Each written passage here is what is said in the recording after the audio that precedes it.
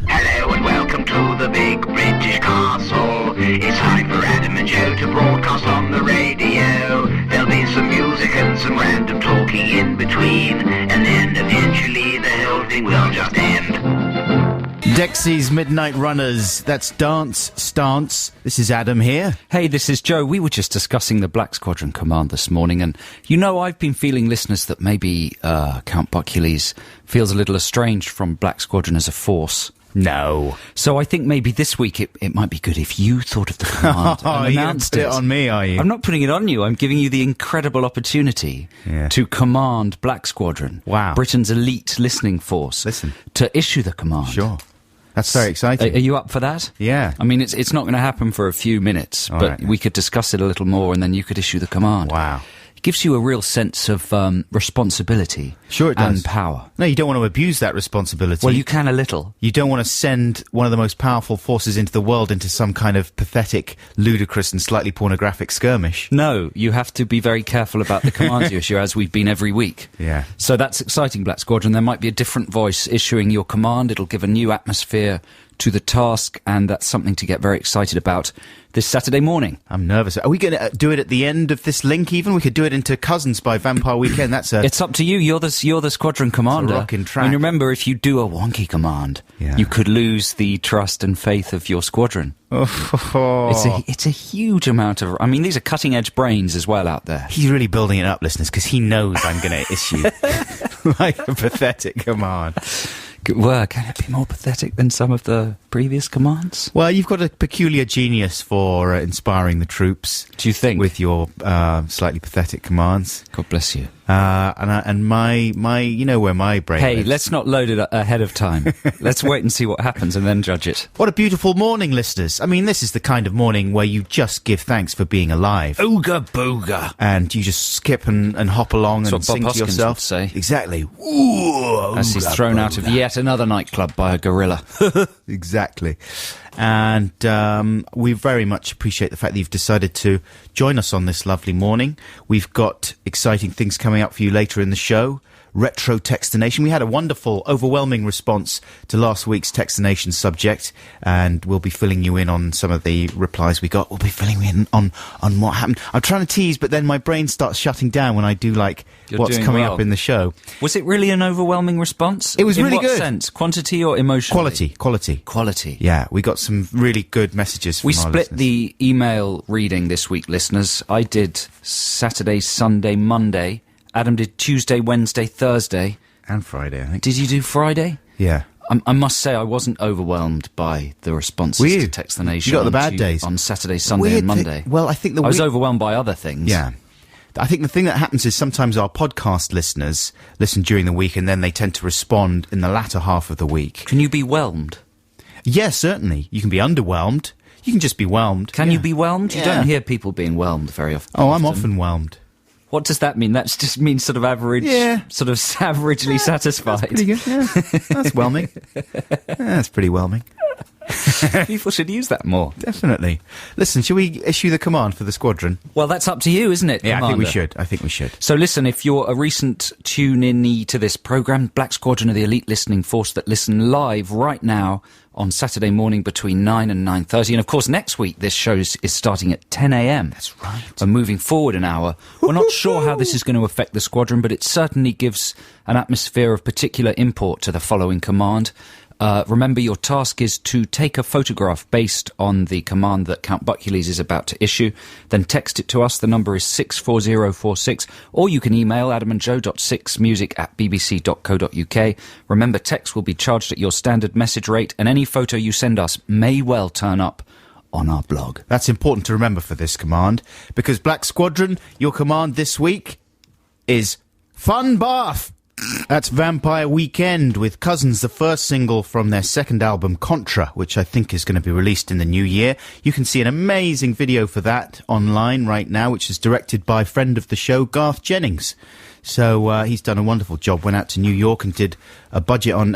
he had a budget of, like, very few pounds. He did a budget. I know, it came out wrong. Went out to New York and did a budget of very few pounds. He did a budget of very few pounds. That's music video lingo. Forget all this waffle. Fun bath.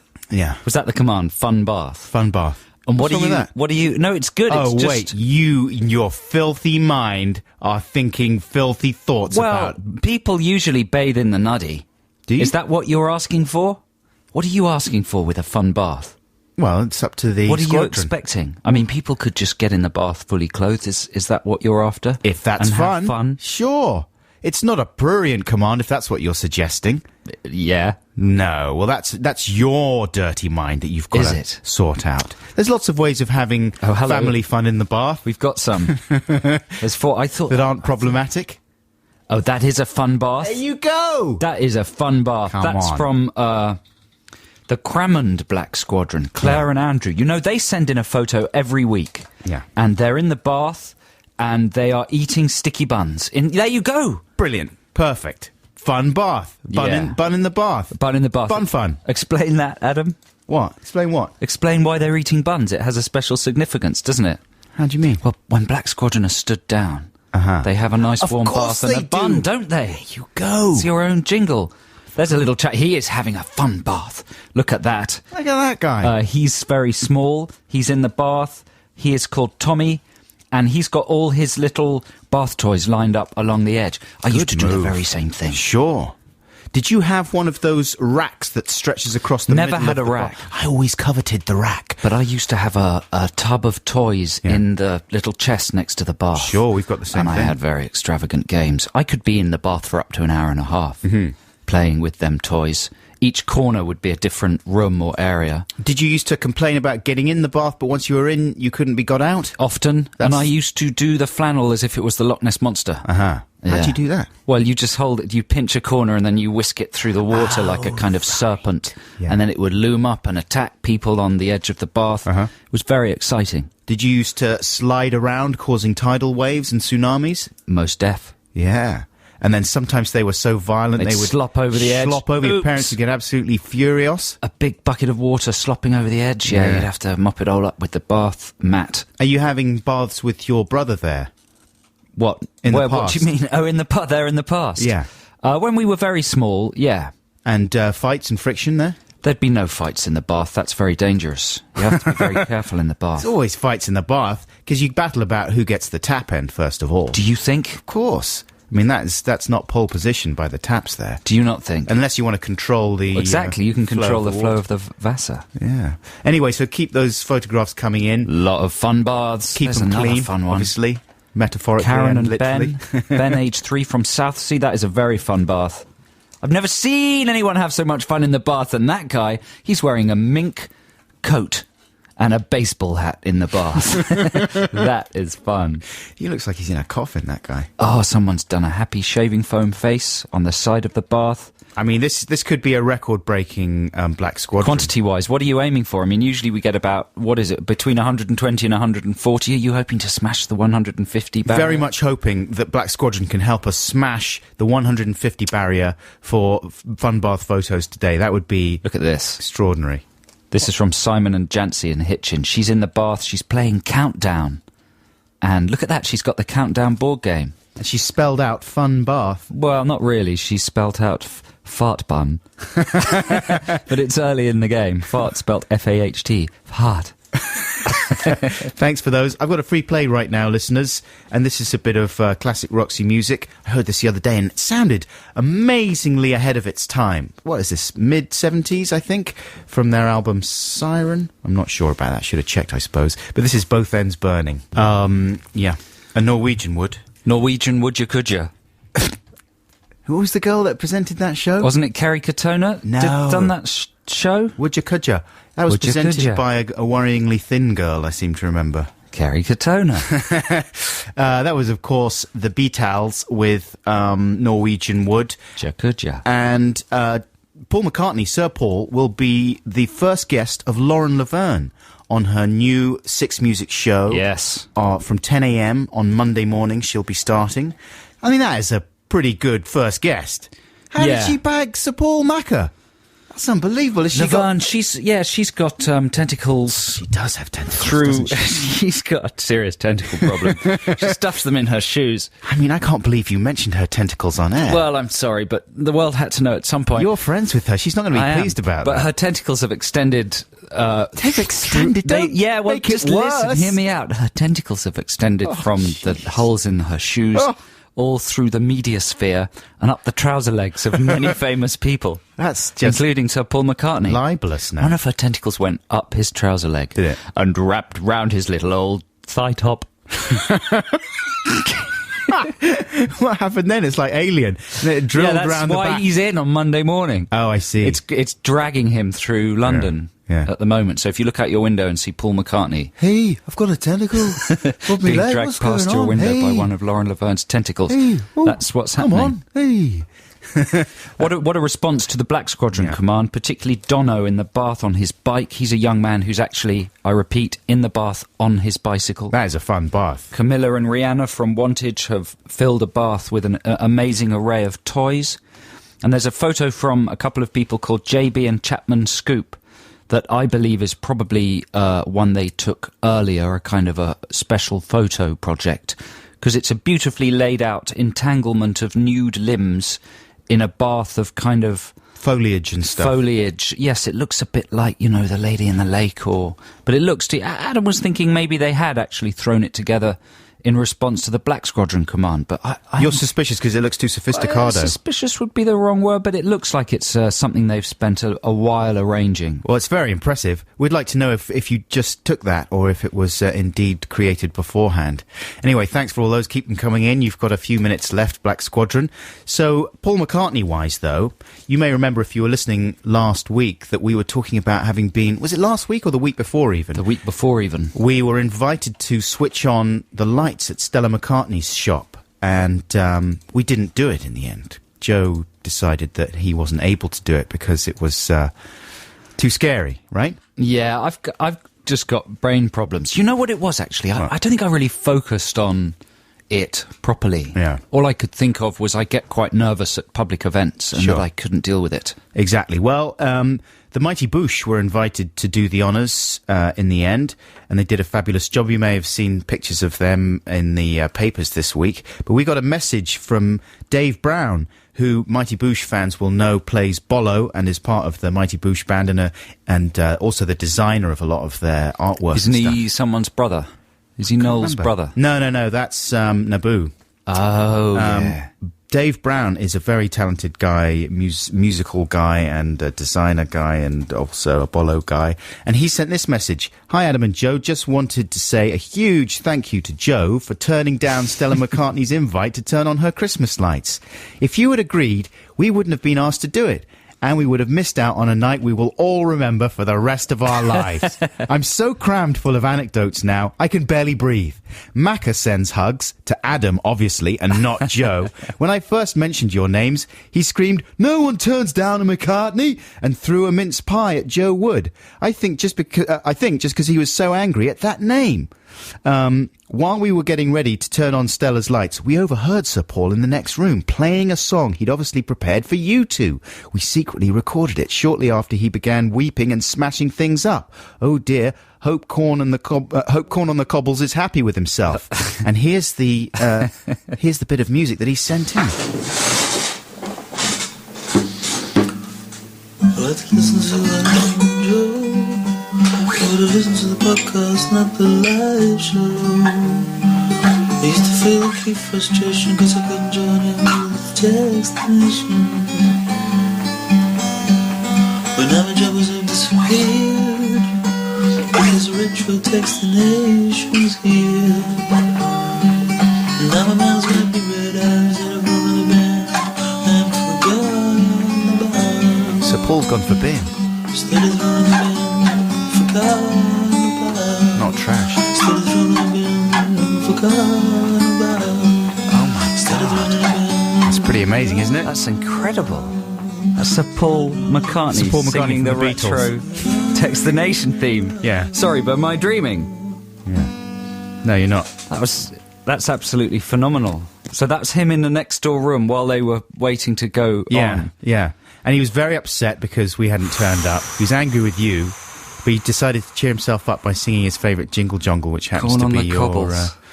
Retro Textination jingle. Thanks very much, Dave Brown, for sending my that God. in. He says, take care, lots of love from Dave, brackets Bollo, and the rest of the Boosh Boys. That's incredible. So you missed out, man. You missed out on that. Missed out on dressing up like a woman and standing in a shop window Hey! for Louise Redknapp. And What an idiot. and her I am. husband, and sexy Claudia Schiffer woman, and a lot of other people that I would have been very happy to dress like a woman for. I can get you to meet Claudia Schiffer. That's easy. Really? Yeah. Can you arrange it very quickly? Yeah. All right, then. Here's REM with Stand. Double modulations there at the end. That's REM with Stand.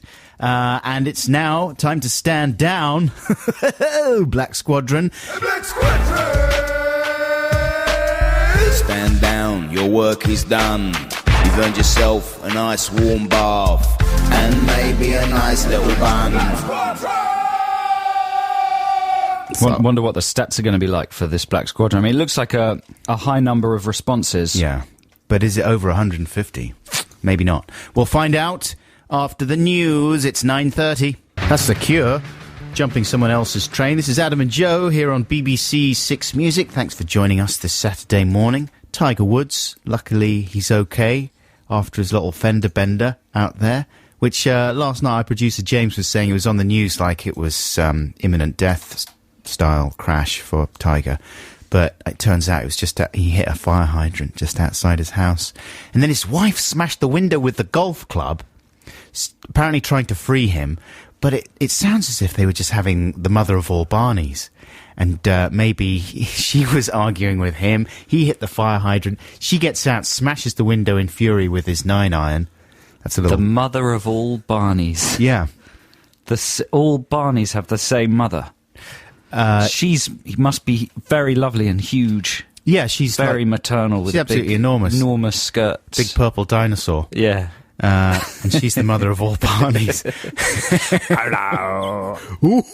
I'm absolutely furious. Come on, with Barney. you guys. And you, Barney. And you, Barney. Come on, you, Barney. Oh, Barney. Barney. Oh, yeah, Barney. Barney. Barney, Barney, Barney, Barney, Barney. That's all the Barneys. It's going to go on for a long time. It is, isn't it? Barney, Barney, Barney, Barney, Barney. Can't help that can't help but notice you're not actually focusing on Tiger Woods. I was more interested by the mother of all Barneys. I know. I was trying to get things topical on the show, right? I was trying to little stop news things item. from getting I'll talk topical. about the news item. So Joe just goes, Barney, Barney, Barney, Barney, Barney, Barney, Barney, Barney, Barney. Oh, that's why I'm here. That's exactly why I'm here. To torpedo your topical tedium. I've It got a doesn't have special to be- new type of warhead. It's a topical tedium It's a warhead. big purple warhead. I just sit at home launching Sounds it at Matthew Wright Yeah. and the Loose Women. That's what I've practiced it on. Now that I've honed it, I've launched several into your bottom. my bottom. Bottom, yeah, with a P. You could have talked about anything. It didn't have to be. It was a fun, very broad, topical. Well, but not swerve. broad enough to include Barney, Barney, Barney, Barney, Barney, Barney. All right, then. Listen, we're going to have Retro Textination in just a second. We'll be unveiling the nation's favourite jingle, Sir Paul McCartney's favourite jingle, no less. Wow. And And sudden new accolades. 2 new accolades. The Yeah. nation's favourite jingle and Sir Paul McCartney's favourite jingle. That's there you go. incredible. Yeah. I'm fine with it. Absolutely fine with it. Come to terms with it. Here's the Arctic Monkeys with Cornerstone. That was the Arctic Monkeys with Cornerstone. Adam and Joe here on BBC Six Music. Let's play the jingle. I like to listen to Adam and Joe, but I listen to the podcast, not the live show. I used to feel acute frustration, Cause I couldn't join in with Text the Nation. But now my troubles have disappeared, because Retro Text the Nation's here. and now my letter might be read out Instead of thrown in the bin and forgotten about. And Text the Nation, listeners, last week was all about being overly honest. Saying things that very truthful and very blunt that you think will, do good, clear the air, something you think you should say out loud, but that turns out to be a terrible misstep. Yeah, or times where you just feel like you've got to say what's on your mind. You know, or Is times that Kim when- again? Yeah. So, no, Kim's more like, I've got to say what's on my mind, lovey. I've got to do it, dearie. I'm sorry, that's just the way I am. Who was that then before? I've got to say what's on my mind. That's the lady in the queue at Pleasurewood Hills. That sounds like League of Gentlemen lady. Yes, that's exactly right. So we got a good response to this during the week. I'll kick off things, if that's okay with you, Joe. Yeah. Here is one from... I love it when you use footballisms. Kick things off. Yeah. I mean, that is not specifically a footballism. though, In is my it? mind it is. Is it? Yeah, everything gravitates to footy in my mind. You love the foot and the I ball. love the football. Here's one from Anonymous Andrew. Adam and Joe, this summer I was at Glastonbury and met a lovely young lady. We got along just great and lost ourselves in a whirlwind of festival romance and irresponsibility. However, when we got back to London, I soon realised it wasn't meant to be. So it was broken off. Towards the end of our 6-week-long relationship, we were eating dinner in a pub, and she asked me, "Do you think I'm boring?" I hesitated. Instantly, she knew that part of me did think this. I wasn't being mean or brutal. I'm just a useless liar. The thing is, she's not boring. I just tend to zone out whenever she talks to me. The amazing thing was that she wasn't at all upset. I'd be really put out, but she just carried on talking, much like I'm doing now, he says. Peace and love, Anonymous Andrew. Wow. 2 kisses and 2 hugs. Do you think that means she was boring? Yeah, Do you think? surely. How wooed. But I mean, she must have been very sexy. Do you think if you ask someone a question and they leave a pause to think, that means yes or no? Oh, it usually means what you don't want to hear. It means they've got doubts, doesn't it? Otherwise Yeah. they wouldn't be thinking. They're trying to think of the best way of telling you. But what in you- that what you don't context, wanna it was if you ask someone, do you think I'm boring? And they pause, it means the other thing. It means you are, because they're thinking about it. hear. Yeah. Well, it's a tough question to ask. I mean, it's a They're dark just thinking, question. how boring are you? You're definitely boring me. Just how are you above normal boring? That's what he's thinking. Probably isn't it? what he was thinking is, of course you're boring, but you are so sexy. And by just carrying on talking, does that mean she is boring? Because she doesn't mind that she's been accused of being boring. She's taking it in her stride. Yeah, because she probably thinks, well, at least I'm Correct. sexy. But she's hot. Yeah, bound to be. I mean, that's why they lasted as long as they did, Yeah. 6 weeks. Probably because he was just, he'd shut most of his primary brain functions down and just kept the saucy ones going. Oh, you made me think about football again. Primary brain. Do you want me to read another one? Yeah, I've got some, though. Okay. Here is one from somebody called Jess Bags. Jess Bags. As a teenager at school, I was very sensitive about my appearance, especially the slight dimple in the end of my nose, which my parents always assured me was cute and not that noticeable. I believed them as no one had ever commented on it. One day, after a PE lesson, a girl in my class came up to me and said, "All right, bum nose." I slapped her in the face and skived the rest of the day. P.S. I'm not proud of my reaction to her honesty. I'm still very sensitive about my nose. I think your nose sounds absolutely beautiful. Yeah, exactly. It's nice to have the little cleft at the end of the nose there. She slapped her, though. Yeah, you deserve a slap for A that. sudden physical response. Bum nose. Violent response. Have you ever slapped anybody? No, men don't when slap no, people. you've never done it, ever? No. Really? No, there's no Not in a slapping. fit of pique? No, I don't resort to physical violence in a fit of Yeah, pique. you do. No, I don't, man. The worst physical flurry, scuffle, Skirmish. skirbles was probably you and I when we argued about the snowball throwing incident when we were about 15. Do you remember that? You slapped me so hard. I didn't slap you, I No, pushed you didn't. That was just convenient for my argument. No, you pushed me. I never did. You did, you got really angry Oh, it's about going to it. happen again. You pushed me. From the past. But no slapping. I don't like slapping. And women that slap, I don't appreciate that either. I've been slapped a couple of times. Well, then you're dissing Jess Bags there, because she done a slap. It's so. Do you think that's a justified slap? No, for that's all right, bum from nose? Jess Bags. Yeah, a justifiable slap. Bum nose, Yeah. you get a little slap. Yeah. All right. So if anyone calls me bum nose, that's what's coming to you. Here's a message right now from. I love that guy. Yeah. This is how you pronounce his name. He's a little robot guy. Sorry about this. Can you fill, Joe? Phil. Hey, this is Adam and Joe on BBC Six Music. Here we go. Well done. Nicely filled. Thanks. This is from Martin Schofield. Hi, Adam and Joe. while enjoying a romantic meal with my girlfriend to celebrate 9 years together. She started to tell me how compatible we were. I agreed, and having had a few drinks, I said, yeah, 'cause you're about a 6 out of 10 on the good-looking scale, and I'm about a 6 out of 10 as well. Her face dropped. What do you mean? I thought that I was a 10. Oh, I do, I quickly replied. What I mean is that other people would probably think you're about a 6, but of course I don't. I think you're a 10. The meal was completely ruined. Secretly, I thought that we were both about a 7, but I didn't want to appear big-headed. Martin Schofield. Wow, that's confusing, isn't it? He's scrambled my brains. You're thinking too little of yourself, Martin. That's a little bit like that show that Jimmy Carr used to host, where people would sort of rate the attractiveness of the couples and whether they should be together or not. But yeah, I mean, the general thing we're learning here is honesty is a bad policy I think so. in matters of looks or things that are important to a relationship. It's a tough thing, though, isn't it? Because I can totally see that when you're out with your girlfriend, you're celebrating 9 years together, you feel your relationship is strong, and it's fun to be honest with each other as well. You know, it's nice to feel you're on a equal mental footing with your partner. So you want to say everything to them sometimes. But often they don't want to hear absolutely everything. Now, what's that guy's name again? Martin Schofield. What was the thing before his name, though?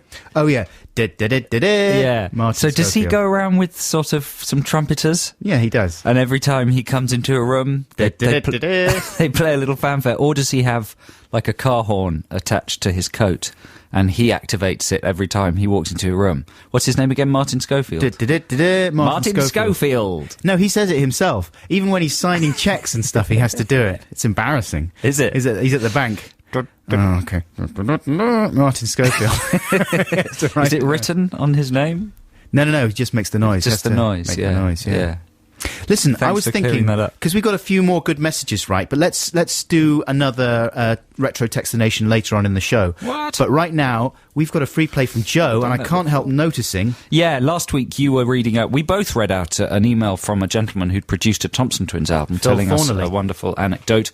Adam Buxton, you were disparaging about the work of the Twins. I said it was impossible to pick out a song from the Thompsons that bears up, Ah, well then listen to this. that you would play on the radio. This is from Quick Step and Sidekick. When was that album released? About 1983, would you say? 82, 83. 82, 83. It was actually 83. This is called Love on Your Side. Rap, boy, rap! Mm-hmm. You love that bit, don't you? I do like that bit. You can't get angry with people from the past for Not being angry dated. with them. I think I've never seen you more furious. You're out of control. It's the you conga. loathe the Thompson Twins. We used to love them. I do. They're what bonded us together when we first met, and now you're dismissing them. It's very disloyal, I must say, what I'm saying It about is them. very disloyal. But I still got a very especially soft when spot their for them. producer listens to our program. Yeah, I know. But he's produced other things. He's not Mr. Thompson Twins. Yeah, but what else could possibly compare to that? Look, I'm sure he still feels as fondly about them as I do. I'm just saying that it's hard Not to very. pick out a set of Thompson Twins songs that you want to play on a radio Oh, you're doing show. it again! I was going to pick 3. Next week I'm going to have to three? do 3 Thompson Twins tracks. Oh my goodness. Here's a trail. Very nice. That's Wilco from their new album, which is also called Wilco. You Never Know is the track. And I went to see them live the other day. Wow, they are really good, because there's about 7 or 8 of them in that band, and they make an extraordinary noise. The more the merrier. Yeah, they are if you ever get the chance to see them, I would grab it with both hands. So this week, Adam Buxton, I went to the royal premiere, the royal film performance of The Lovely Bones. Oh, did you? Yes, I did indeed. I got all dressed up in a lovely new suit. Yeah. And I wore trainers. Did you? Yeah, I had a bit of a Ponce. confrontation with my lady partner about whether I should wear trainers to a royal event. They were very nice trainers. Yeah. She didn't think I should. No. I thought I should. Polished black shoes, I think. Nah, went for a pair of Vans with turquoise laces. They were black, Yeah. but they looked cool. And anyway, nobody cared. You've been hanging No out with one too was- many hipsters, young man. No one was looking, really. No one could see them from a distance. Yeah. Anyway, it was a very exciting event. It was in the company of Prince Charles and Lady Camilla, the royal couple, as they're known. Yeah. And they turned up at the cinema. It was at the Odeon Leicester Square. It was a very lavishly appointed occasion. But I must say, I felt very strong anarchist feelings Did you? within me. Shall I tell you why? Why? Well, when you go to premieres like that, you sit in the cinema and they project direct film of everyone arriving on the big screen. That's right. Because the preamble is very long. You know, all the celebrity famous people arrive, and then the cast of the film arrive, and they have to talk to the press along the red carpet and stuff. Then Joe Cornish arrives. So with his Cornish vans. arrives, and everyone goes da da da da da. Was that what it was? Yeah. Mike Schofield. Yeah. No one cared about me, which is good. Joe Cornish arriving in his vans. Da da da da So da. it's- Mike Schofield on the red carpet there. It's a long preamble, and so you end up sitting there for about an hour, probably, before the film actually starts, Yeah. listening to Edith Bowman talking you through Good times. the celebrities arriving. And then, of course, when it's royal, it takes even longer, because Lady Camilla and Prince Charles have to talk to all the people who've made the film, Yeah. and they show you that. They can't actually show you what they're saying because it's private. Sure They it can't is. show you the front of Prince Charles's face in case you lip read what he says. Uh-huh. So you have to. So it's just silent footage of Prince Charles meeting various dignitaries. Susan Sarandon. Yes, exactly. And Edith Bowman saying, "And here's Sir Tommy Turnips, the chairman of the Screen Benevolent Fund," or something. That was my Scottish accent. That's good, wasn't it? You dropped the accent Yeah, after I did. I And panicked. here's- I panicked. And here's the chairman of the Royal Society for Charitable... Charlie of Scotland, and there he is talking to Susan Sarandon. Anyway, so there's about an hour of preamble, and then the film starts, and one feels a bit silly anyway, all dressed up to the nines in row C of the circle of the Odeon, Leicester Square, you know. Do you know what I mean? There's something a bit weird about dressing up to go to the cinema. Yeah, I suppose. That's not like the theatre, or it's a bit different. Anyway, so the film was amazing. It was about 2 hours and 20 minutes long, very absorbing and exciting and suspenseful. But then at the end, we weren't allowed to leave, because you can't leave until the royal couple leave. So you have to sit there and watch all the credits. And it's a big, involved film, so there were lots of credits. They went on for a long time. Then Prince Charles and Camilla stand up, and quite slowly, they start making their way out. Yeah. And they start talking to everyone on the way out as well, like talking to David flipping Putnam. heck, yeah. And you're sitting there like, "Oh, come on, I need to go to the loo." Like, everyone really needed to go to the loo. 2 hours. You're not even allowed to nip out to the lavvy before jazz. People tried to get out to the lavvy. The Odeon security guards were holding them back. What? It was like kettling. It was like the G20 all over again. Nah, mate, not until Charles and Lady Gaga have gone. Charles and Lady Gaga took so long to leave the cinema that literally there was an atmosphere of an anarchistic rebellion. They let the entire stalls leave because there were no royals in the stalls. Yeah. But the upper circle were all being held back for about 20 minutes after the end of the film. And I very nearly caused a stink. Did you? Did a little fart? Just inside me, I had a kind of a Guy Fawkes style urge, Right. to run forward and just shout and scream and push past Prince Charles and just barge out. I wish you had. You would have been wrestled to the ground so quickly. Do you think? Yeah. I would have made the papers, wouldn't I? Definitely. It wasn't just me. There was a real sense of, look, this has gone too far. You know that you can't keep people hemmed in like this. Yeah, yeah. But of course, now in retrospect, I realise it's very important to stand on royal protocol. I have huge respect for the royal family, and it would have been terrible, but I couldn't help but feeling as if I wanted to, shout fire in a crowded room. Do you know what I mean? Yeah, yeah. What's that saying? That's it. Shout fire in a crowded room. Right, there you go. Something like that. Something like that. Wow, I'm glad that you didn't, in a way, because I wouldn't want you to go to jail and stuff. Would you think you'd go to jail for that? You would, wouldn't you? You'd go to the cells, yeah. If you, Yeah. especially if what were you proposing? Rushing him? No, I would have just pushed brusquely past. You'd get more than a slap on the wrist for that. Yeah. Pushing past the boy, Prince Charles. yeah, the man, Yeah. and Lady Gaga. Yeah. Watch out, man. Watch You it. be careful, because you're a Watch bit of it. a troublemaker, aren't you? Well, I didn't do it. Little I was just vans. saying it was in my head. And yeah, I know what you're like. You like to cause trouble. Here's Chuck Berry. This is You Never Can Tell. Oh, she's right up in my ear there. So Boggins. Couldn't she afford a symbol? No, I think she's trying to be sexy. That was Regina Spektor with Eat, spelt E-double-E-T. She can't even spell. What's this woman like? Get out! What are you doing? You've drooled all the way down my face there, Regina. For goodness sake. Now, this week, I went to Amsterdam. You've been to Amsterdam, right? Sure, I've been to Amsterdam. You love it in Amsterdam. I like the area that they call the Spui. Oh, I don't even know what the Spui is. It's very nice. Yeah, I was only there like a day and a half. I had a gig out there, and me and my wife went out and Good one. wandered around. You don't want to take the wife to the dam. That's very counterintuitive, mate. Well, I thought I should, It's a mate. place for men to go alone. I thought I should take the wife. Otherwise, No, it's a very romantic place. Who I've been knows? with my lady partner many times. It's Yeah. very romantic. If you choose the right areas, Yeah. If you choose the wrong areas, it can be extremely unromantic. well, we strolled through all the wrong areas as well as the right Did areas. you? Just to have a look. You know, you got to do that. I got you a gift. oh, look at that! It's a kind of a sandwich. What it says on the top. Struperkinken. Struperkorken. Struperkerken. That's a good name Good for a skill. biscuit, though, Are they isn't it? cheesy? Stroopkorken. No, I think they're like caramel biscuits. Let's have one. They look absolutely delicious. Come on, I saw them in the airport and I thought, oh, hello. Yeah. We'll have those. But anyway, on the way out, right, we flew from Norwich Airport, which is our local airport, because it's Norwich International Airport. There's a lot of Cool. fun destinations you can get to. That's cool. So it was really nice. You know, it was only 15 minutes away from our house. We drove there. We were all excited about it. We get to the airport, and the airport's practically empty. There's only about 5 people wandering around this small airport, right? So it's it almost felt like we were flying on a private jet or something. How's Stroopkorken? Quite nice. It's strooping my koken. My koken has never been so thoroughly strooped. Looks delicious. So we get there and we check in. Super simple check-in. You know, we were about an hour and a half early, and the whole thing was over and done with. Our bags were on the conveyor belt, and we had an hour and a half to kill before our plane was due to take off. So we go and we sit down in the caf and read a mag and have a hot chocolate or whatever. There's a group of lads sitting next to us that look as if they are definitely bound for Amsterdam, a bit of male football type fun in Amsterdam. They're all sat there. So, you know, Male football. yeah, we just sit there and you know, while the time away, and then we're thinking like, where's the plane? And then we see the plane coming in outside, and they're unloading the bags. Oh, that's probably our plane there.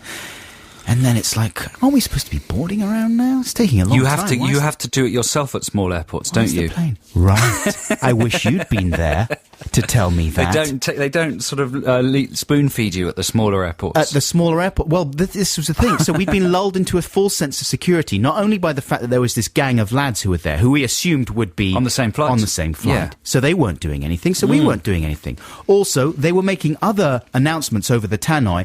Yeah, helicopter flight TG1 is now ready that's for my embarking. that's my chopper flight. So they were doing like helicopter announcements, but they didn't do a boarding announcement for our Amsterdam plane. Suddenly, over the tannoy, we hear, "Would passengers, Buxton, please go to the departure gate immediately? Your flight is ready to take off, and we are about to remove your bags." How humiliating! So we're like, "What the?" Jump up immediately. Immediately, I'm in shaking defensive mode because no one's made an announcement. We weren't told about this. So we run over to the security gate, and then suddenly you realise how many things you have to do before you actually get to the gate. You've got to go through security, all that. Not only that, but now The I don't know whole if this is plane's just waiting. a small whole plane is waiting. Every single person in Norwich Airport looks furious with us personally. Quite right. Come on, they saying literally. Come on, hurry up! This old woman is shouting at us. Where's your security ticket? What? Security ticket? I've never heard of this before. You have to put your boarding pass into a machine. Yes. Pay $5 each What? to go through security. What? Have you ever heard of that? No. You have to do that at Norwich Airport. So we do that. We're literally dropping coins, trying to stuff them into the machine. People saying, "Hurry up! I'm trying to hurry up! No one told me the plane was boarding!" I said at one point to one of the angry women, "You know, in most airports, you get like a boarding announcement over the tannoy. You don't do that here?" Because I was trying to make her feel bad about the Yeah. airport, yeah? I was trying to bring down the airport as if that would teach her a lesson. Didn't do the job. "Come on, hurry up! Your boarding pass, your time of boarding was circled by the lady at check-in." "Hey, I know it was circled, but so what? Where's the tannoy announcement?" Running onto the plane. "Hurry up!" They're saying. Every single person, like it was a joke, saying, "Hurry up! We're just about to take you." "Yes, I know. You're just about to take the bags off the plane." So then we get on the plane. Everyone's looking at us. We have to, like, shuffle down the aisle. It's all businessmen, right? There's no people having family fun or anything there. Every single businessman set of eyes was on us. Yeah. They all looked pretty You're losing the angry. money. Time is money. Time's money. What's this? I have to be in Amsterdam. I've got a sexy show later on. What are you doing? You're holding me up. So we sit down in our seats. The stewardess lady comes over. She wants to have a little bit of us as Yeah. well. She looked absolutely furious. Listen, the ping pong show starts at precisely 6:30. Everyone's going to be late for the ping pong. Well, exactly. And she said, and she didn't miss any opportunity to like get a little dig in before the flight took off. We were sitting in an exit aisle. No, you can't put your bag there. You have to stow your bag. You have to stow your bag. I'll stow it for you. You can't have any loose items. So she comes back at one point just before we take off. No, you've got loose items there, she says to my wife, who is holding her scarf on her lap. Very dangerous. No, you can't have loose items. You're in the exit aisle. Give me that loose item. I'm going to put it in the stowaway bag, shop bag. So this is the last time you use Norwich Airport. Well, now I know how it works. In every other way, it's a lovely airport, lovely tranquil airport with wonderful, helpful staff. Yeah. But not on this occasion! The first time is a baptism of fire. That's how you learn things. That is how I In an learn. atmosphere of fury and rejection. And humiliation. Here's something to calm me down. This is a lovely song by Neil Young. This is Birds. That was Jamie T with The Man's Machine. Adam and Joe here on BBC Six Music. I think it's time for a few more Retro Text the Nation messages. You're pausing like there should be some sort of a jingle. Oh, sorry, James. Is there going to be a jingle? Yeah, let's have the jingle. I like to listen to Adam and Joe, but I listen to the podcast, not the live show. I used to feel acute frustration because I couldn't join in with Text the Nation. But now my troubles have disappeared because Retro Text the Nation's here. And now my letter might be read out instead of thrown in the bin and forgotten about. So I might be suffering from overplay. That jingle. I mean, Really? twice during a show. Yeah, but people come and they go. They don't necessarily listen to the whole show. Speaking of Michelangelo. And they would Remember hate to that miss poem? out on the jingle. No, I don't remember that poem. What's Proof that? Proof Rock, was it? Isn't that what it is? I don't remember. Is that the love song of J. Alfred Proof Rock? Yeah. Nice.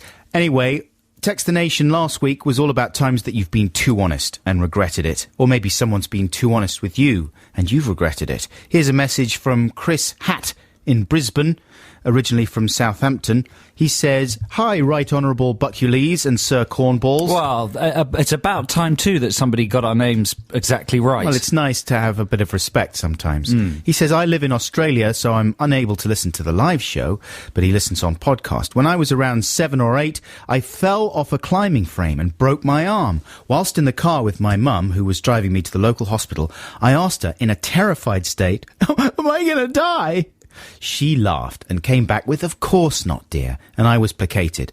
My dad left work early before I went in for a general anaesthetic operation to straighten my arm, as it was broken in 2 places, and I asked him the same question, to which he replied, 'Well, if they get the amount of anaesthetic wrong, you might slip into a coma, but I doubt you'll die.'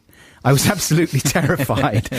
It's still a sore spot between me and my dad. Lots of love, Chris Hatt. It is terrifying. I fear general anaesthetic enormously. I don't think I've had one ever. Have you not? Not for years and years and years. I Not had within memory. Yeah, I had a general anaesthetic when I had my wisdom teeth taken out. Right. Because I was too much of a pansy. Really? Yeah. I thought they would just knock the head out.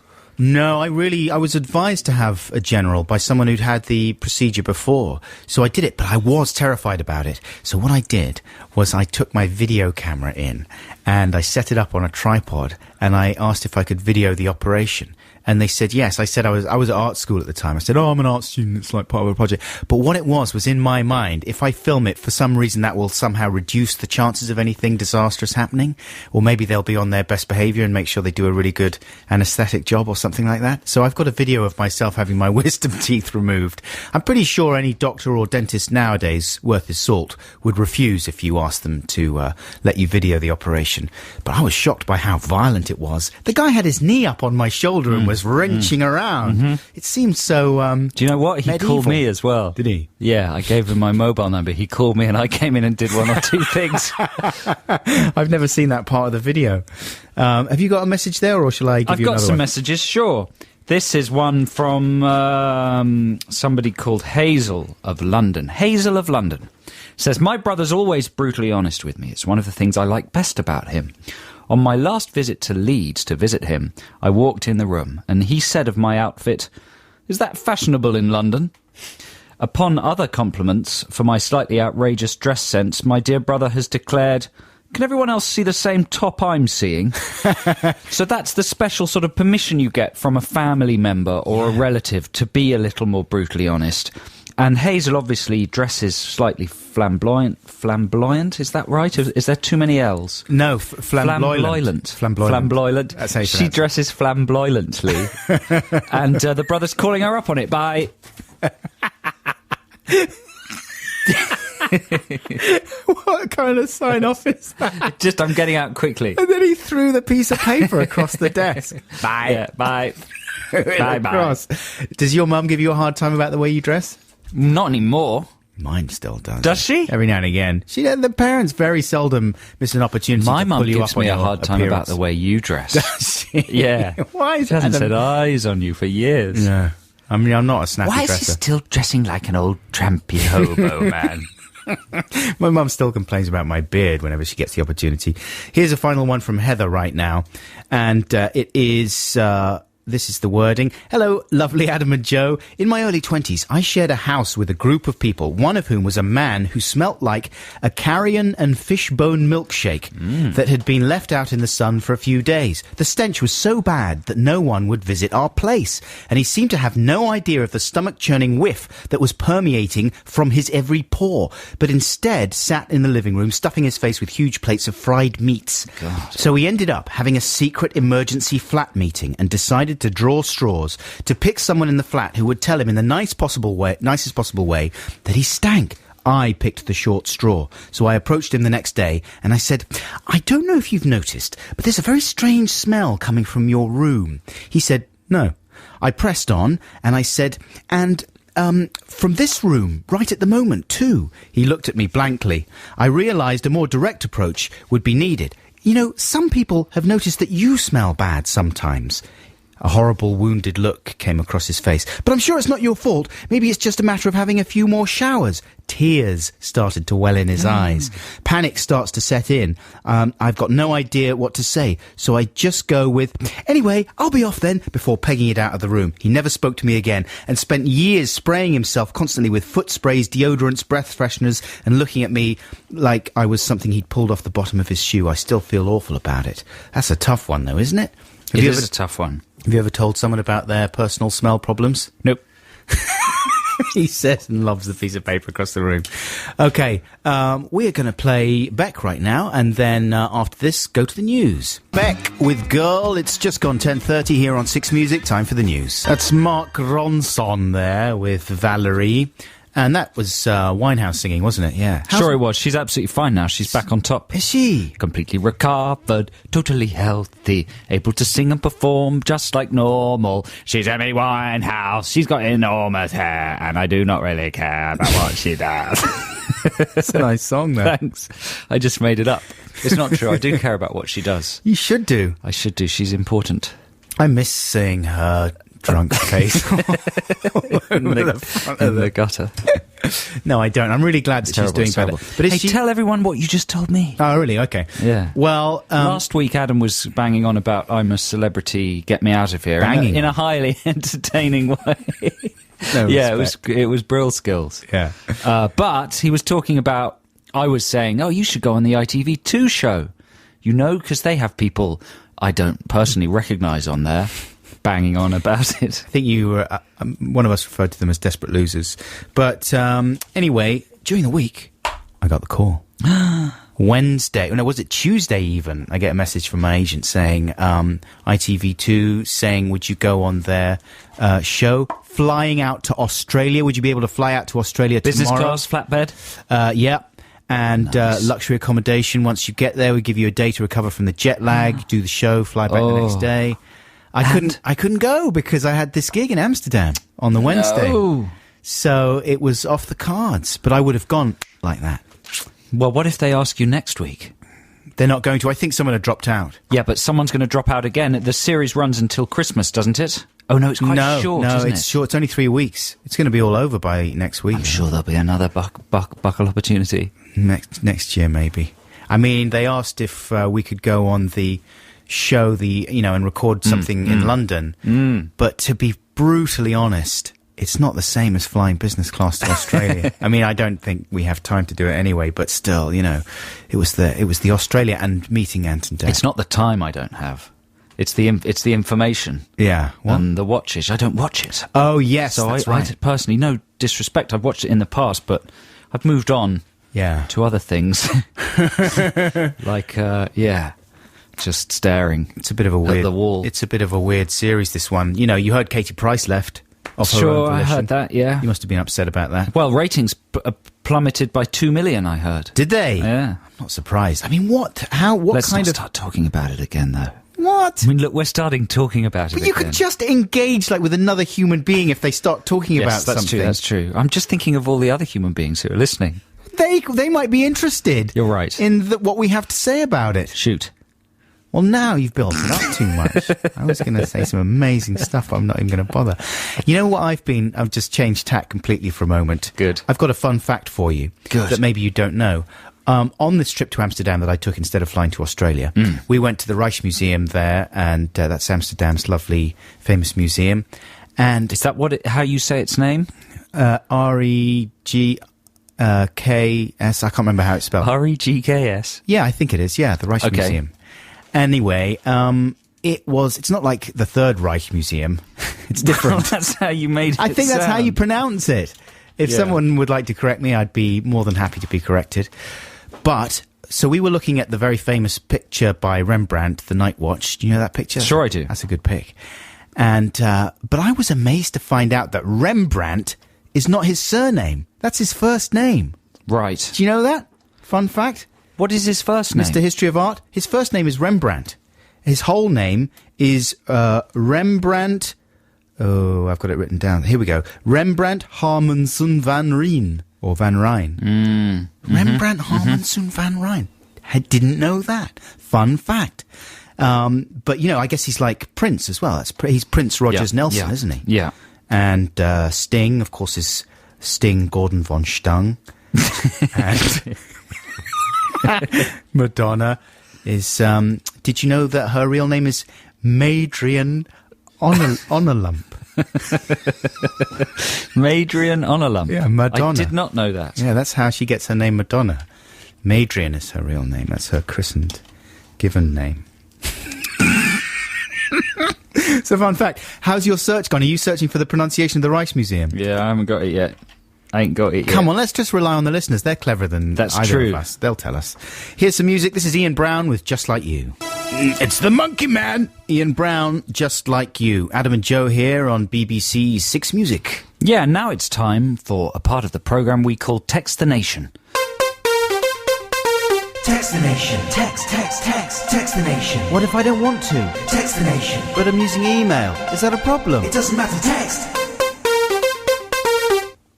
Yeah, and Text the Nation this week, listeners. I was just a little distracted there because people are getting on my totties for mispronouncing Spui, the area of Amsterdam. It's pronounced Spau. Spow. It's spelt Spui, so, you know, to know that it's pronounced Spau and then go to Amsterdam is kind of useless because you'll never find it. Uh-huh. So you need to remember the phonetic pronunciation Spui and then the correctic pronunciation Spau. Correct, Cole. Yeah? Sometimes, if you're in trouble over pronunciation, the best policy is not to guess, but just to absolutely say it the way it's written down. Yeah. That's what you would Yeah. do. Right. Well, that's the way to navigate around Amsterdam, which is a complicated horseshoe-shaped city. Very easy to get lost in. A horseshoe, right. Yeah. And how about the pronunciation on the museum? You were good. People were saying you'd got that right. More or less right. Yeah, but listen, Text the Nation this week, listeners. We'd like to focus on parties because it's coming up to Christmas, Crinklemas time. Apparently there's only 5 minutes of shopping time left now. Is that true? Because this year all the shops are closing in 5 minutes. So get a move on, listeners. But it's coming up to Crinklemas, and that means lots of parties are going to be occurring. And Adam and I would like to focus on how to really genuinely improve and make a party super amazing, right? Yeah. Now, you can do various things. You can do fancy dress, Yes. for instance. You can maybe spend a lot of money on having amazing accoutrements, like people dressed in costumes serving themed crudités, is that the right word? Like men sprayed silver, Yes. standing very still. We were talking between us about the most extravagant parties we've ever been to, or parties when people have made a real effort to really make this a memorable party. You might have inflatables. Right. It might be some kind of a pool party. It could be a toga party. A bucking bronco and a roulette Yes. So our question is, what's the most amazing party you've ever been to? And we're not just talking about financial extravagance. We're talking about the most imaginative idea for really making a party memorable and different. Yeah. Well, like, what did we used to do? We used to spend a lot of time. We used to enjoy the build-up to parties more than the We were party very... itself. Yeah, oh, it's always the way, though, isn't it? Yeah. We've said this before. The build-up and the aftermath are always the fun bits. Yeah. But we used to go to great lengths, buying loads of fairy lights and hanging them from the ceiling. We were big party queens. We had, Adam, you had big sort of drapes that we used to use on our own old TV show with Moira Stewart and Jeremy Paxman drawn on them that And we Trevor would McDonald. hang Yeah, up. exactly. And we used to project things, big projections. One time we had a Hawaiian party at our friend Mark's house, and we spent ages, like a whole group of us went over beforehand to get ready for the thing. And we were like dressing the whole place up to look like a kind of Hawaiian veranda Yes. thing. And we wrapped different coloured crepe paper around the scaffolding that he'd set up to be a veranda.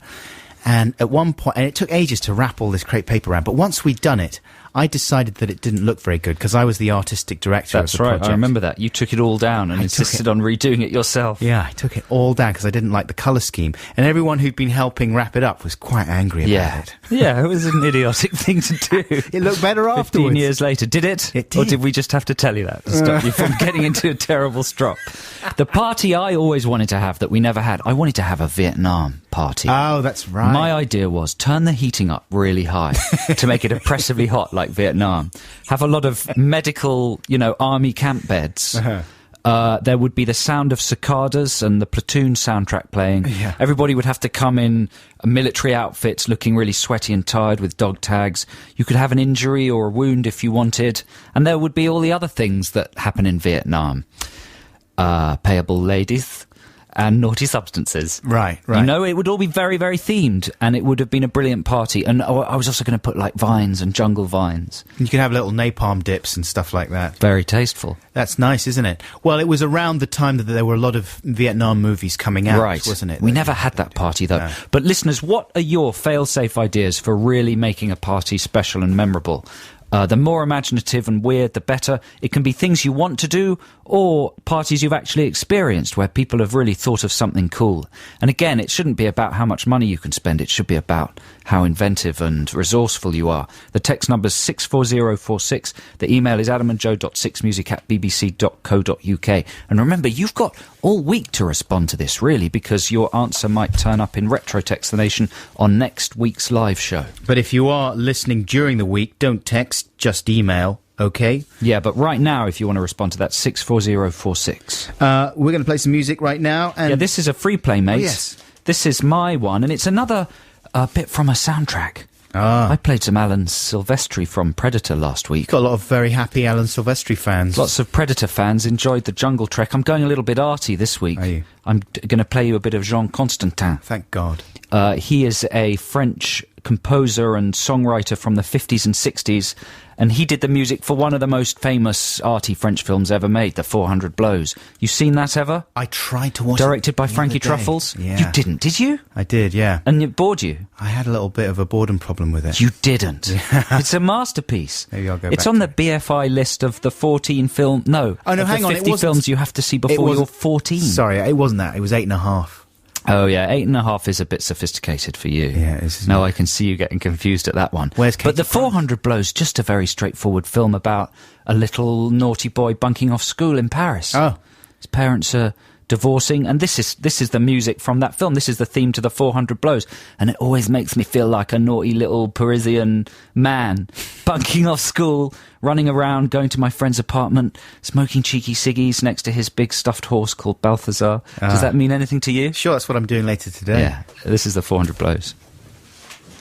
Is it? Radiohead, that's Weird Fishes / Arpeggi from the album In Rainbows, which was released in 2007, 2 years ago. Flipping heck, Tucker. I mean, time moves indecently fast now, doesn't it? Is it getting faster? I mean, I know it seems faster for me because I'm getting older, but is it getting faster for everyone else? I was wondering. Well, no, I think is the thing. Obviously. So this week, because I was in Amsterdam wandering around, my routine was broken. It was just me and my wife. The first time we'd been away for quite a long time without the children. It was wonderful to spend time with each other again and rediscover our relationship in that way. But also, I noticed a lot of things about myself that I hadn't noticed for a while. I'm making a lot of noises to myself now. Like, I've got a whole arsenal of sort of old man noises that I've started making. And I don't know how long I've been doing this exactly, but I would guess at around a year, 2 years. That's funny. I was thinking this very same thing yesterday when I bent down to unplug something. I went, Exactly. Billy Connolly does a whole routine about this kind of thing, I think. But I've got a whole load of them every time I bend down for stuff. And every time I get up out of a chair as well. well, you usually make a little bottom noise as well, don't you? Yeah, that kind of thing.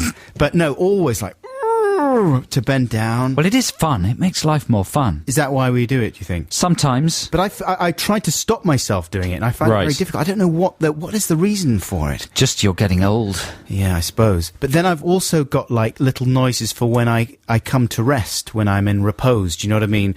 So, for example, we went to the airport on the way back, standing at the check-in, and that whole sort of phase of getting out of the taxi, finding your check-in desk and all that stuff is over. So I stood there, and I'm like, Well, that's a nice satisfied noise. I make that satisfied noise a lot. When I get on the train back to Norfolk today. When I'll else do you make it? What are you asking? After I've made Sweet Sweet Love? Yeah. Yeah, sure. How about you, darling?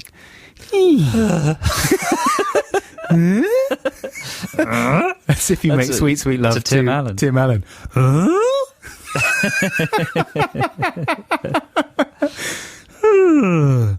It's all about the noises now. It Have you is got all any about other? the I mean, noises. I can't think of them offhand. So I've got my getting up noise. I've got my satisfied noise. You know, I like to go a little bit stereotypical Chinese when I stretch. Uh-huh. I enjoy that. Oh yeah, Exactly. That's fun when you stretch. sure. But you're talking about involuntary noises that you start making, are you? Yeah, I think so. Yeah, old man noises. Yeah, old man noises. And then sometimes. Well, looky here. It's old man noises. Old man noises.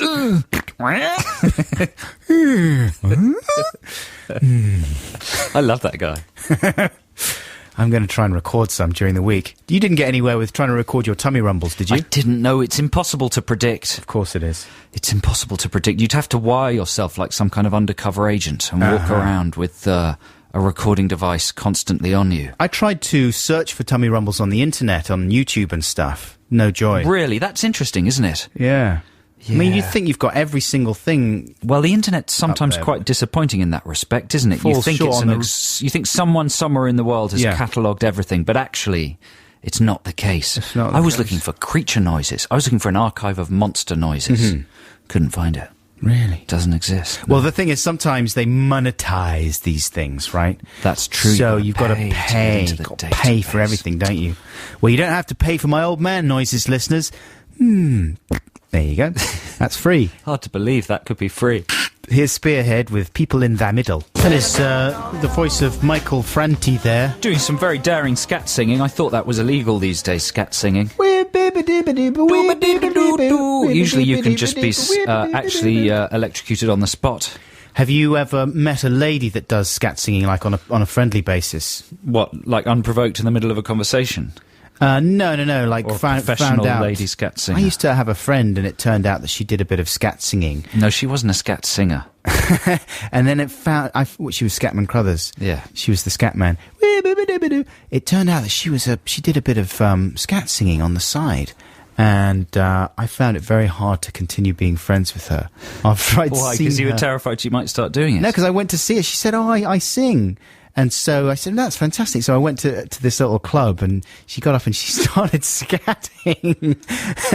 And I found it very hard to be complimentary afterwards. Are you suggesting that it's not really a proper skill? Yeah. That anyone can do it? Yeah. Yeah. That's what I'm suggesting. That it's sort of half singing because you don't have to actually pronounce the lyrics. Exactly. You just have to hit Well, the what's notes. the skill there? Like, I mean, the king of scat singing for me is Shooby Taylor. Right. Shoo shoo shoo swa shwee da poppy poppy poppy poppy If you poppy don't know who Shooby Taylor is, give him a Google. SHOOBY Taylor. Yeah, Yeah. the human horn. That's a very provocative thing to say, and I'm sure some of our professional scat singing listeners will be very angry with you. I don't believe any professional scat singers listen to this program. I look forward to reading their irate missives. They all listen to Chris Moyles. Do they? Yeah, all the scat I singers. think we repel scat singers. Definitely. Yeah, And we've got some kind of anti-scat spray. I would love to hear. I would love to Scat hear repellent. a scat jingle. If there are real scat singers listening to this program, Can you keep scat singers out of your garden?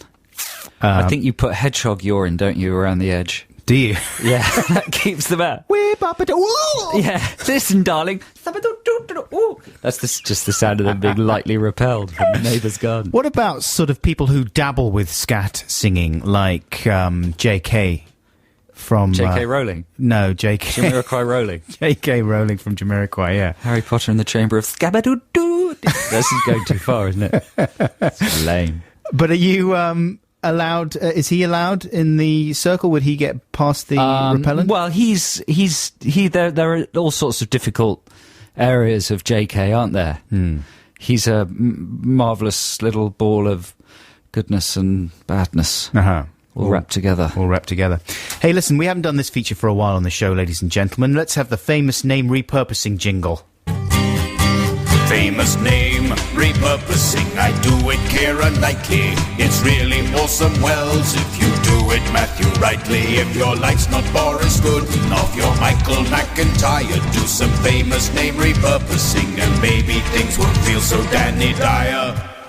Famous name repurposing, of course, is where you... Well, I'll just give you some examples and you'll pick it up. Claire Leake sent this one in. She says, Bonsoir, Adam Donjo. Don? In. Yeah, let's not go there again. I guess it's Adam in Joe, isn't it? Adam. Anyway, yeah. Yeah. She says, this is surprisingly common lingo in university circles. A lower second-class degree is a 2-2. A Desmond 2-2. For example... Nice. I got me a Desmond. Nice, no? Says Claire Lee. Yeah, very nice. Yeah, Desmond Tutu. Got a nice little Desmond I've met Tutu. him. Have you? Yeah, he walks up and down the street where my parents live. Does he? What's he doing there? He's got some sort of relatives that live in Stockwell.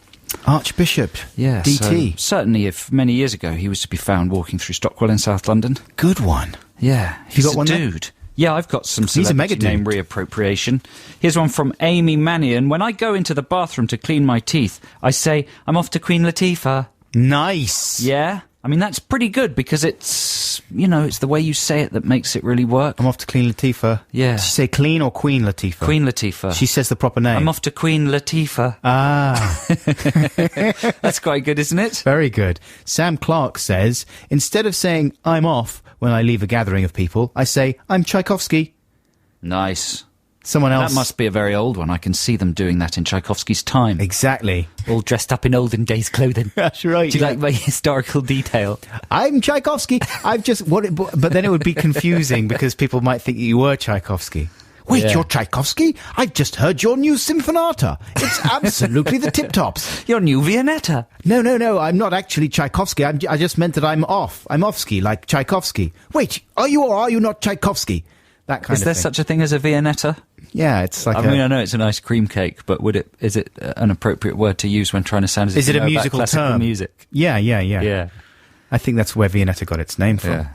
Yeah. Here's one from Jodie Finlayson Burden. My dear boyfriend Dave asked me to pass him the laptop Vince the other day. As I'm nowhere near as smart or as politically tuned in as him, I looked vacant. To which he responded, the laptop Vince Cable. Oh, how we laughed. Vince Cable, he's a politician. Yeah. Pass me the laptop Vince. So he calls all cables Vince. Yeah. Right. I would have been confused by that as well. Well, you and Jodie Finlayson Burden should maybe get together. Laptop. Here's one that a few people sent in various forms. This is from Johnny. He says, Hi, Adam and Joe. When I'm in bed with my girlfriend with a cup of tea and feeling incredibly happy and middle class, I turn to her and say, it's Nicolas Sarkozy in here. Good one. Keep it frosty, says Johnny. A few people had variations on Nicolas Sarkozy. That's a nice... Oh, it's lovely in Nicolas Sarkozy. Sarkozy. What was that noise? Ate him. I absolutely hate him. The French hate Sarkozy. Oh, they hate Sarkozy. Fascist. Why? Because Not my opinion or the castle's opinion. you're quoting a French person Just that quoting an dislikes him. irate French hat seller. Yeah. Near the Pompidou Centre. But he's got a nice girlfriend. So he does. Oh, she's so nice. Look at the First Lady. She's playing bad songs. Yeah. Do you want one more? Yeah, go on then. This is from Stephen Nottingham. When something's a bit worn out and tatty, it's all Jacques Tatty. Nice. As in, we need new wallpaper, it's a bit Jacques Tatty. I mean, that's another sophisticated French art film reference. Yeah, love it. Love it, mate. Love Absolutely it. love that one. Here's one from Jennifer Heron. Hello, Buckles and Cornballs. Since I started watching Design for Life, that was that program that was on a few weeks back. Yeah, what you did the voiceover I for, did the right? voiceover for. Oh, I'm just reading out another Sarkozy one. I'm a jerk balloon. You're a jerk balloon. Well, maybe that's enough. Maybe we should wrap it up. She says, though, she's got a nice PS here. She says, I listen to your podcast when I'm out walking my son in his pram, and often people can't see my headphones, which means I do quite often look like a baby poo and vomit-covered woman pushing a baby, laughing maniacally. It's only a matter of time before social services are called. Thank you very much for that, Jennifer. Here's some music right now. We met this band, Joe, when we were doing the Camden we? Crawl. Yeah. They came up to us when we were just about to introduce Madness, and this attractive lady walked by, and she said, oh, we listened to your show. And we're like, oh, thanks. And she said, yeah, we're in a band. We're called Tulips. And they're a real band. Chip-cho through the tulips. It turns out. And they're really good. Here's Slick. Terrific stuff there. That's Tulips with Slick. This is Adam and Joe here on BBC Six Music. Yeah, and we're very lucky to have some very creative and inventive listeners who pay great attention to the show and then sometimes lift little random bits out and musicalise them. And we've received a few versions of some sort of random, idiotic throwaway singing we did months and months ago. In no way planned, just free form singing that wonderful listeners have kind of lifted out of the podcast and put to music and reproduced, right? Yeah, they've done a very nice job. I think we played Radio by Elvis Costello at the beginning of one show, and we were speculating as to other kind of great songs that you might be able to play at the beginning of a radio program. Well, yeah, the idea being that if you record a song about the radio, people on the radio are more likely to play it. Yes, that's right. It's just a guaranteed way to get airplay. Yeah. To sing a song in praise of radio.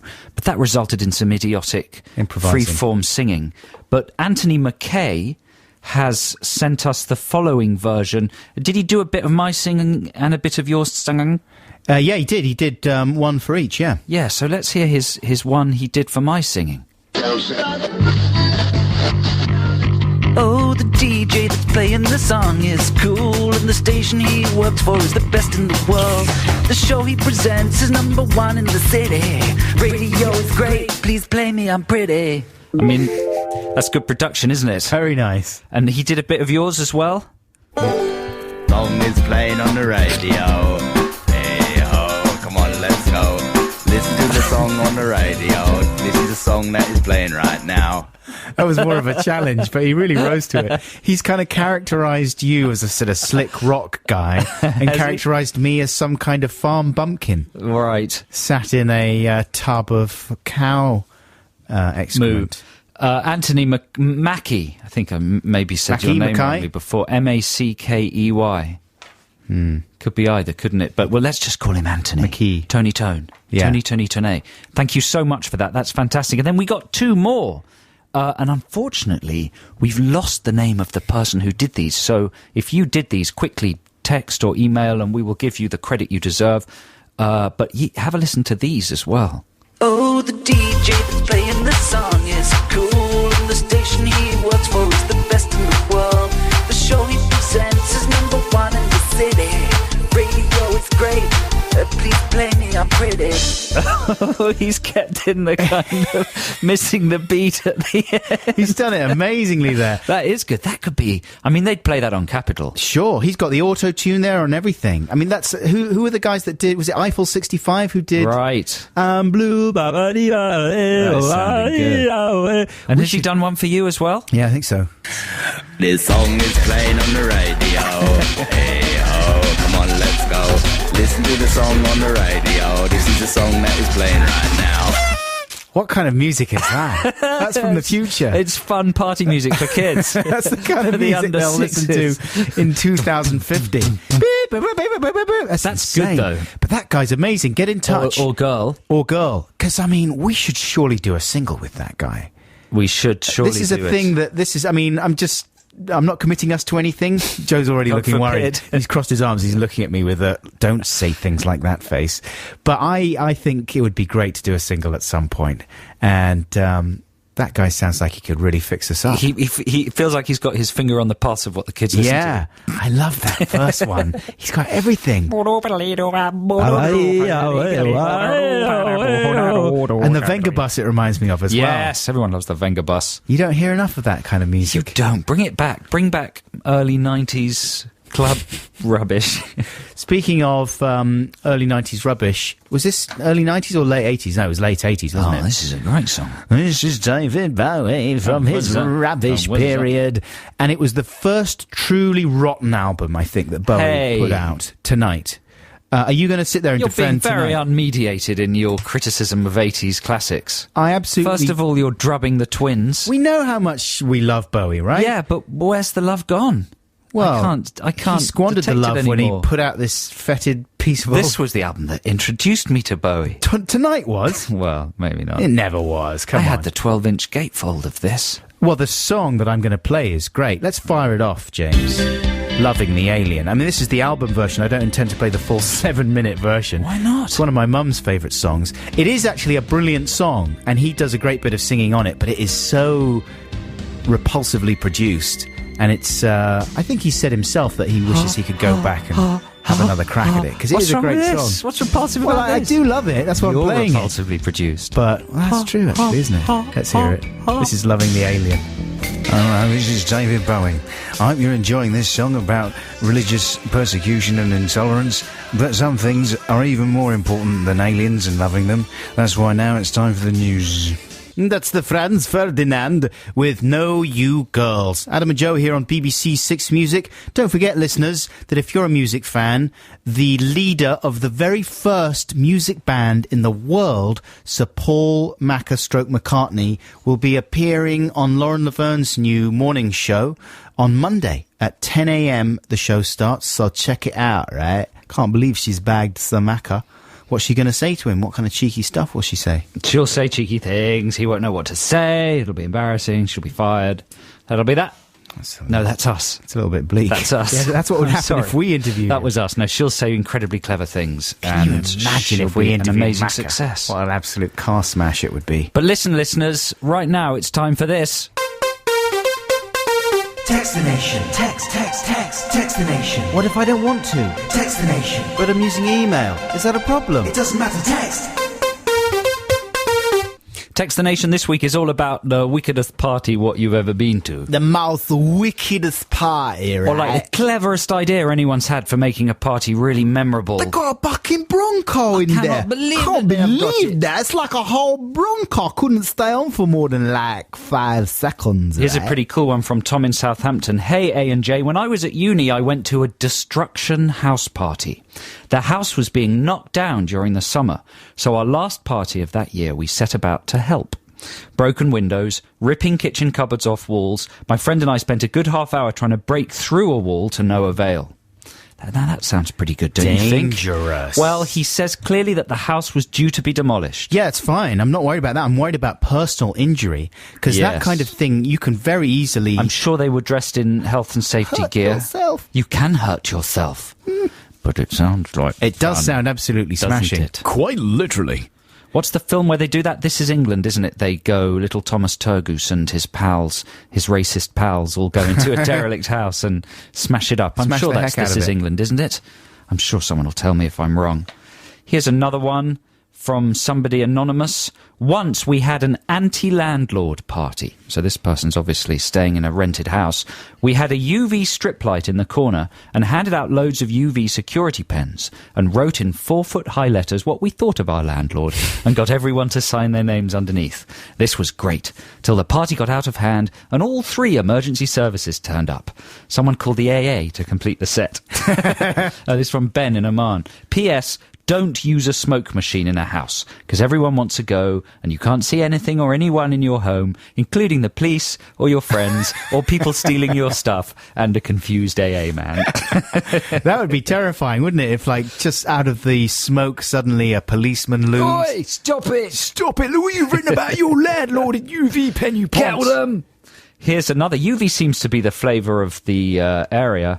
Here's one from LV, Star and LV in Brighton, and it simply says, UV ping pong party. Fun times with a bat and a ball. That sounds good, man. A UV painted ping pong ball and UV painted bats. Yeah. I mean, that does sound good, doesn't it? It's like a couple of ghosts playing ping pong, innit? Trippy, man. You know, it reminds me of that bit in The Game with Michael Yes. Douglas, where he gets back and the guy's gone UV crazy all over his Joel mansion. Shoemaker loves a bit of UV. Yeah. There's some in Batman Begins That's as well, isn't Fincher, there? The Game. Oh, you're absolutely right. But Shoemaker... Oh, you're right. You're absolutely right. Yeah, UV's always fun, though, in a movie, eh? It is. You should have some of that in I your can't believe movie, I got man. that wrong. Oh, I know. What am I thinking? What are you thinking?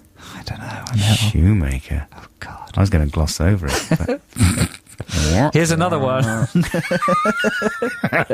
It's from somebody, from a person. I would like to hold a nuclear fallout party. Within 5 minutes of everyone arriving, everything carried or worn by each guest would be burnt in a barrel in the middle of the room to replicate the loss of material possessions in a quick and hot way, perhaps to the sound of a particularly dreary Morrissey song. Then, once the anger and fury and sadness had abated, in what I'm sure would be a very heated period of time, we would form small groups in various parts of the house to see how we'd manage. It would be a good way to carve up the group to ensure I get to hang with the people I want to hang with. Ultimately, to them, I'd be making a provocative statement about war, but to me, it would be my way of not having to provide any food or drink or music or gimmicks. They'd have to party using their wits. Whoa, that is a cerebral party, that person's That's pretty throwing. hardcore, don't Who's you that think? from? It's anonymous, Anonymous. I think. Hey, man, do you remember those crazy... man! Hey, man, Isn't do you it a remember those pity? crazy parties that we used to go to in the 80s? I actually had a point there, apart from singing Hey Jude, which was, like, do you remember there was a whole bunch I was singing of... Suffragette City. Oh. But he probably doesn't say hey man in that, does he? Hey, man, oh, leave me alone, Yeah, you know. there you Yeah, he go. does. There you go. We did a report on that guy, Justin Etzin. He used to organise all those sexy parties for, like... Toff parties, toff balls. parties, teen toff balls. Yeah. And there was a whole vogue for those kind of things. I'm sure they still happen. Big sort of mad, Posh kids hedonistic, need to party. destructive. But it can't just be posh kids, surely, or is it just a posh kid? Oh, they got the money, haven't they? They got the money, haven't they? Here's another one from Les. I want a party in a room of flies. People would go crazy.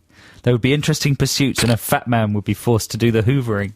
What? I don't know, but that's quite tangential, don't you think? That A is very party tangential. in a room of flies. I mean, that could be an element to my Vietnam War party. Yeah. Damien Hirst style party. Yeah. This is from Dan, aged 26 in the Cotswolds. For my dad's 40th, they carpeted the back garden and turfed the living room. Not sure why, maybe they were drunk. The water board had to come out because they thought there was a leak, but it turns out it was the fake clouds using a lot of water. What? Is that a joke? Or did they really have an indoor weather system? Did you read this one out and think, yeah, I'm gonna Yes, I did. read this out because this is almost Well, the certainly first true. bit was good, wasn't it? Carpeted the back garden and turfed the living room. And then That's he's got feasible. fake clouds. Well, That's maybe the kind of thing they do in China for the Olympics, but not for like some guy's party. Dan, aged 26 in the Cotswolds. Hello, seems do you to- do weather systems? Yes, I was wondering if I could just hire a microclimate Dan, for the weekend. Listen, Count Buckules is pouring scorn upon your party.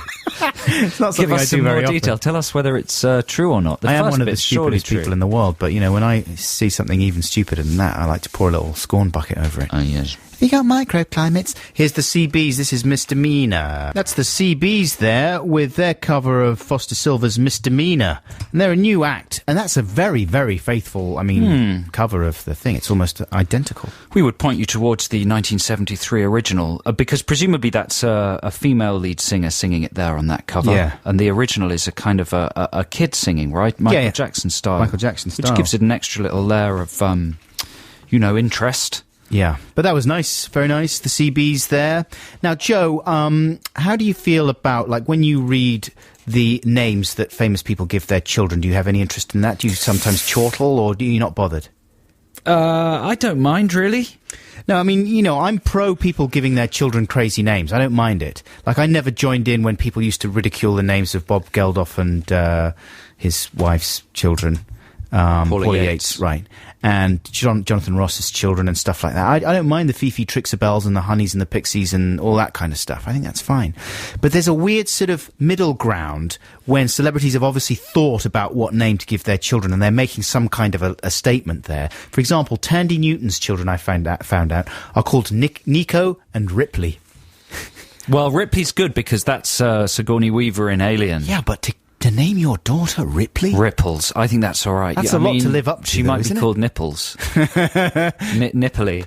But I thought it was sort of pretentious to go after Ripley. Well, it's quite old now, Alien. Yeah. I don't think it's, I don't think that's like a default response you'll get in the playground anyway. No. Plus, it's an 18.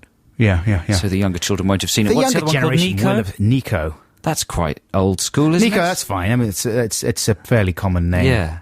It's not just the preserve of Nico, but Ripley. I mean, Ripley is just Sigourney Weaver from Alien, right? You think there's never been anyone else ever called Ripley? I don't know. I mean, they must have named... Ripley's more of a surname, isn't it? And it was good in the... Like, in the film, is Ripley her first name? Ripley's Believe It or Not? In the film, she's Ellen Ripley, right? So, to give a child, like, a surname as their first name is always a strange thing, I feel.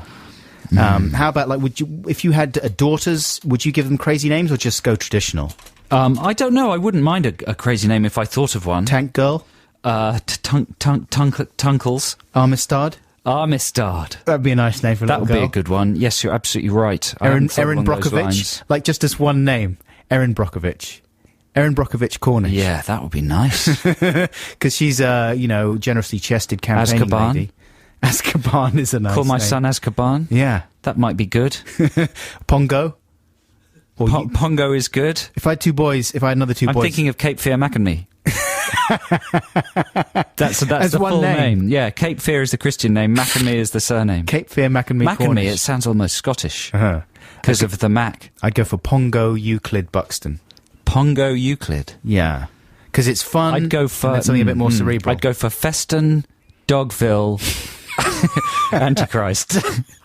Feston, Dogville, Antichrist. Come on, tea's ready, Antichrist. Stop bullying Feston. And you could have a little list of, your manifesto for how to run the family. They'd only ever be allowed to play in natural light. And they wouldn't be allowed to have any what's it called? Diegetic music playing. Not diegetic music. They'd have to obey the rules of dogma. And who's the naughtiest one? I bet it's Feston. It's Feston. Yeah, well, I don't know. Antichrist gets up to some naughty stuff with those rusty scissors. Here's the music. This is your free choice, Joe. Is it now? Yeah. Here's some Stereolab. They're a group, a band. This is called Cellulose Sunshine. Well, that's... hello, listeners. That's it for this week. It's time for us to leave you in the capable hands of Liz Kershaw. Thank you very much to everyone who's texted and emailed, and thanks for listening. I poo-pooed the weather system earlier, and it turned out they were like cotton clouds, Yeah, Dan, your reputation is cleared. The clouds were real. Don't forget, next week our show starts at 10 a.m. until 1 p.m. Today's show's available on Listen Again, and it'll be out in podcast form on Monday. We love you. Bye. Bye-bye.